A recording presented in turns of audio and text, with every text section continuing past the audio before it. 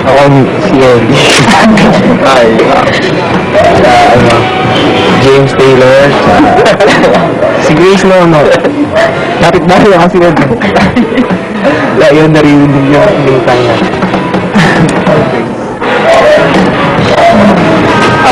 Beastie Boys.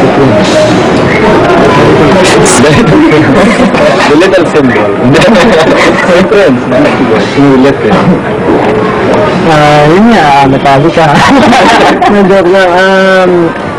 Mga folk artists like Simon Garfunkel, Dan Fogelberg.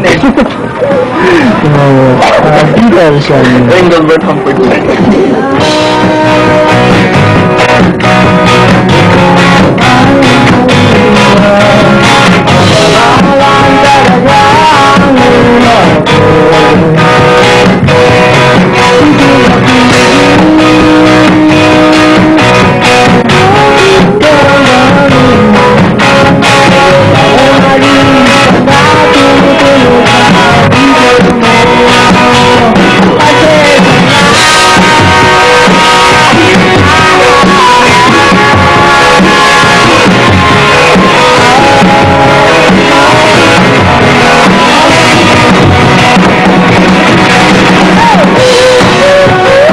Yeah, most of the songs are, kinuha.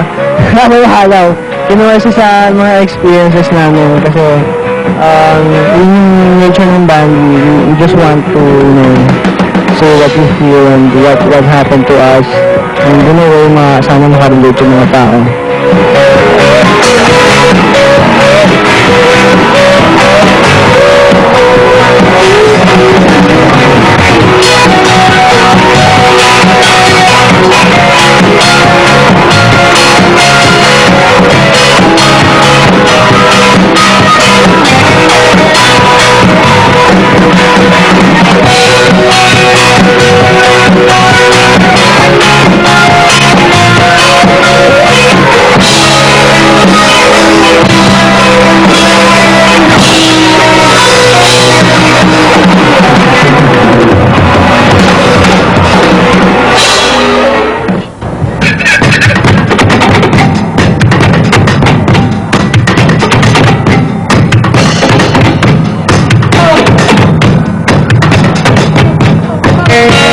Kasama ko naman ngayon ang isa sa siguro napansin din nating pinakamatalik na kaibigan ng banda. Ayan.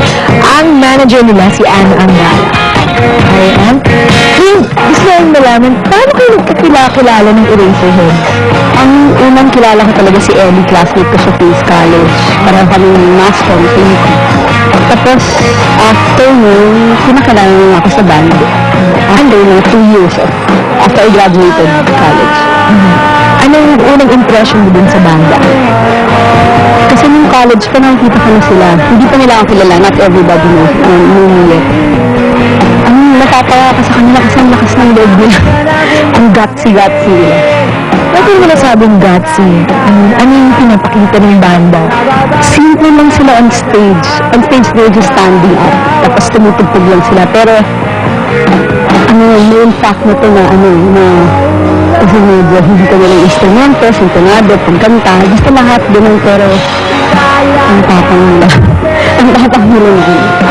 Describe your first year